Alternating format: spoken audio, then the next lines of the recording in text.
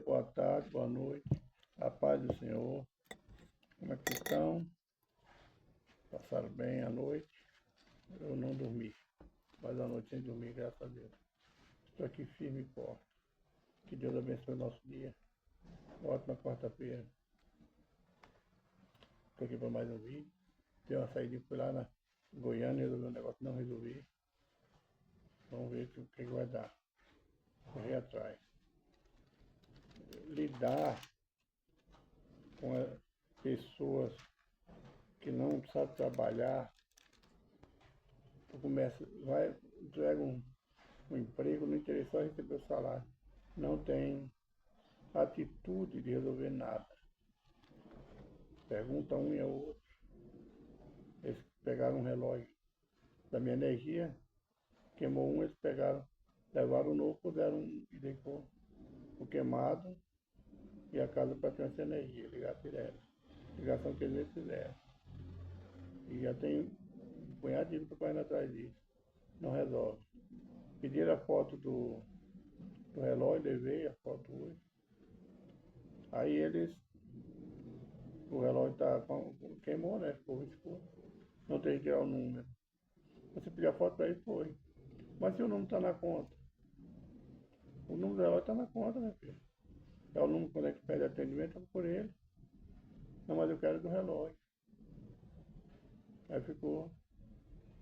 Aí meu irmão, que estava comigo, não passou por minha cabeça. Pediu uma pessoa para vir avaliar. Ainda não resolveu. Ainda vai vir agora saber que dia e que hora. Difícil lidar com quem não tem interesse, só tem interesse em ganho. Quando eu falo assim, não estou falando só do funcionário, não. É de quem contrata e do dono da empresa também. São pessoas que só visam lucro, não visa. Agora você imagina, tem um cadeirante, Uber aqui em Aparecida, ele não carrega carregadeira de roda. Depende das pessoas. Você imagina. Uma viagem não é boa, não é confortável. Cadê o bem-estar das pessoas? Os grandes, os mais abastados, eles têm. Mas e você? Eu vi uma senhora lá, com 2 filhos pequenos, uma filha enorme. Cadê o bem-estar? Vamos para mais um vídeo? Nesse Brasil, é como o profeta falou, a lei é frustrou, ou anda de qualquer maneira. A lei nesse país nosso não existe. Só de boca. Vamos para mais um vídeo? Senhor, obrigado por mais um dia, obrigado por mais a tua presença, Pai. Esse dia que nos proporcionou para estar de pé. Obrigado pelas lutas, pelos vendavais, pelo deserto. Obrigado por ser Deus Santo, destino aos pecadores. Perdoa meus pecados, meus fracos, minhas transgressões, por pensamento e ignorância. Perdoa da minha casa. Perdoa minha parentela, que temos entristecido teu Espírito pela nossa falha.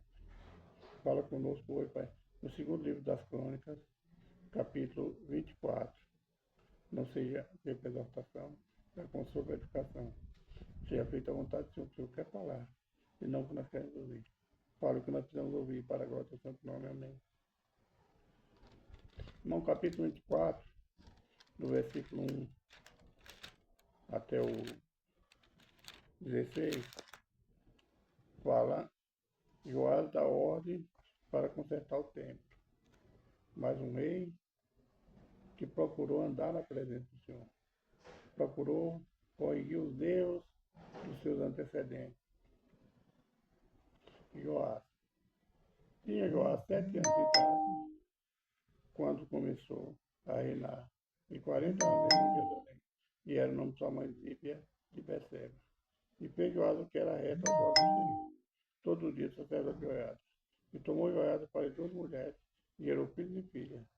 E sucedeu depois disso que veio ao coração de Joás renovar a casa do Senhor. E ajuntou, pois, os sacerdotes e os levitas e disse: sai pela cidade de Judá e ajuntai dinheiro de todo Israel, para reparar a casa vosso Deus, de ano em ano. Vós apressais esse negócio, porém os levitas não se apressaram. E o rei chamou Joiada, o chefe, e disse: por que não fizeste inquisição entre os levitas, para que trouxesse de Judá e de Jerusalém a oferta de Moisés, servo do Senhor, e da congregação de Israel, a tenda de testemunho? Porque sendo a tarde ímpia, seus filhos arruinaram a casa de Deus, e até todas as coisas sagradas da casa do Senhor empregaram em Baalins. E deu o rei ordem e fizeram uma arca e puseram fora da casa do Senhor. E publicou-se em Judá e em Jerusalém que trouxesse ao Senhor a oferta que Moisés, servo de Deus, havia imposto a Israel no deserto. Então todos os príncipes e todo o povo se alegraram e trouxeram a oferta e lançaram a arca. E lançaram na arca até que acabaram a obra. Nós vemos aqui o rei mais preocupado com a casa dos levitas, quieto, né, sossegado. Joás, um homem que procurou andar em retidão com o Senhor. Procurou parar o templo, a casa do Senhor. Tirar a estátua dos deuses imundos que os pais dele deixaram. Fazer a limpeza. Os sacerdotes se quietaram, não apressaram. O que nós vemos hoje é isso. A casa do Senhor tem pressa. A obra do Senhor tem pressa. E os líderes, os obreiros estão quietos. Estão de braços cruzados. As almas estão perecendo. E o povo está de braços cruzados. Aqueles que se dizem obreiros, que se dizem líderes, estão deixando a casa deserta. Não falam mais a verdade. Oferta, né? Vemos aqui que o rei mandou pôr uma arca. É como se fosse um copo, né? Para todos aqueles que entrassem. Lançassem as ofertas. Nós vemos a preocupação dos líderes de hoje, das igrejas de hoje. A preocupação é essa. Dinheiro, oferta. Aqui tinha uma boa causa. Era renovar a casa, reformar a casa do Senhor.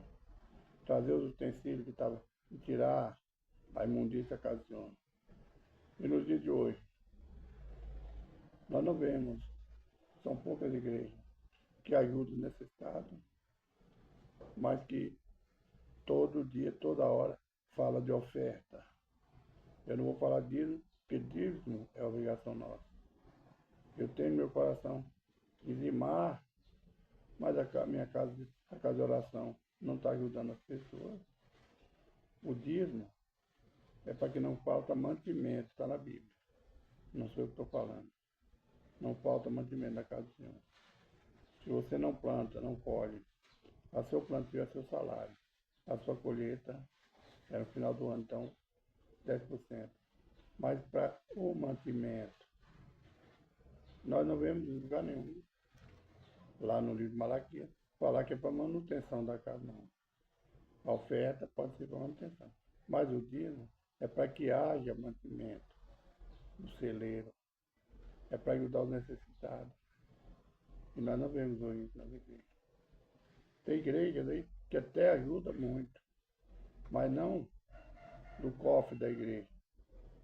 São os membros, os congregantes, congregados, as pessoas que Deus toca no coração, e ele vai e ajuda, leva alimento, roupa.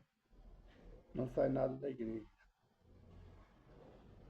E isso me preocupa, tem uns 3 anos que eu me preocupo com isso. Mas estou esperando do Senhor uma saída. Porque eu não concordo com isso. Oferta, dízimo, só para pagar aluguel, só para pagar internet, só para limpeza da igreja. E muitas igrejas nem limpam direito, não são. Então, ela ia, faz parte. Mas os necessitados, isso tem me preocupado muito. Tem uns tempos aí que eu passei noite sem dormir pensando nessa coisa. E foi assim, de uma hora para outra, eu estava sentado e de repente me veio isso na cabeça. Versículo 16. Morreu Joiada,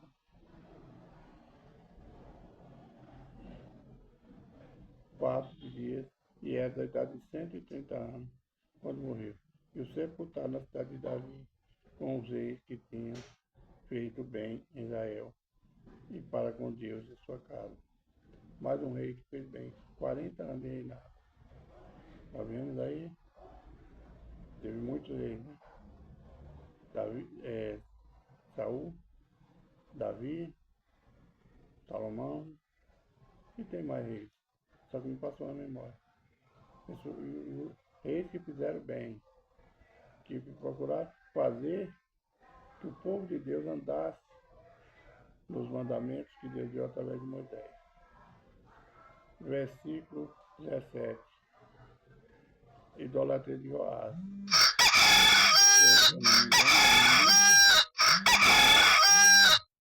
Eu creio que era filho de Joiada. Porém, depois da morte de Joiada, vieram os príncipes de Judá e prostraram-se perante o rei.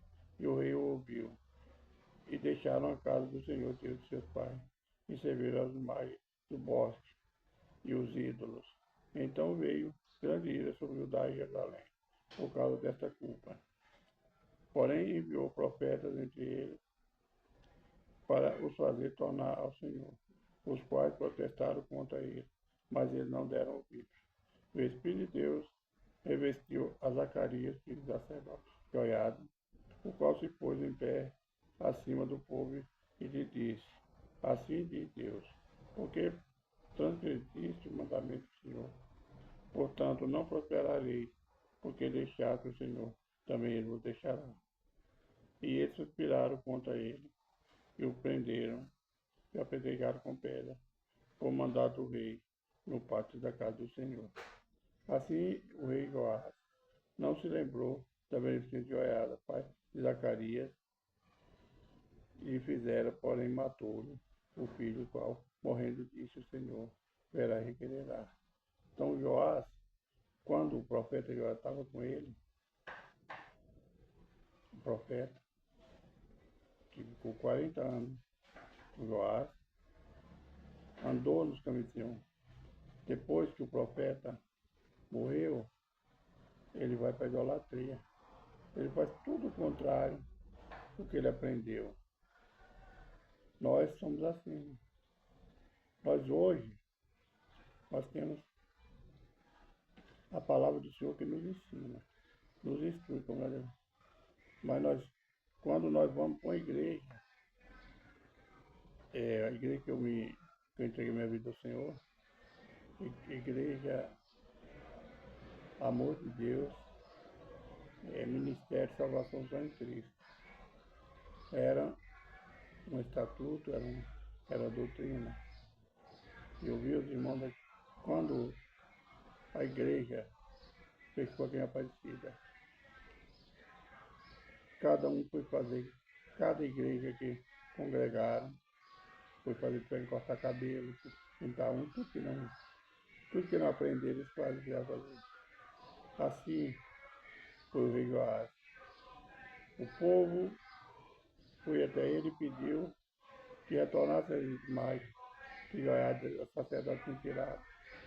E ele retornou, fez pecar o povo, fez pecar Israel, fez pecar Judá. Nós hoje pecamos porque nós conhecemos as Escrituras. Nós fomos nascidos numa doutrina. E quando nós vamos mudar de igreja, talvez você mude para outro estado, outra cidade, outro bairro mais longe, e não acha uma igreja igual você congregava, encontra outra doutrina, mas você não permanece na palavra. Você muda tudo, você anda conforme aquela igreja. Você não está nem aí que o líder daquela igreja está errado.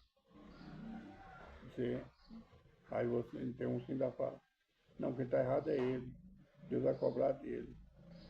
Mas a palavra do Senhor nos ensina, permanecer naquilo que aprender. Eu procuro, irmão, mesmo com a minha falha, permanecer naquilo que eu aprendi. Na primeira igreja que eu congreguei.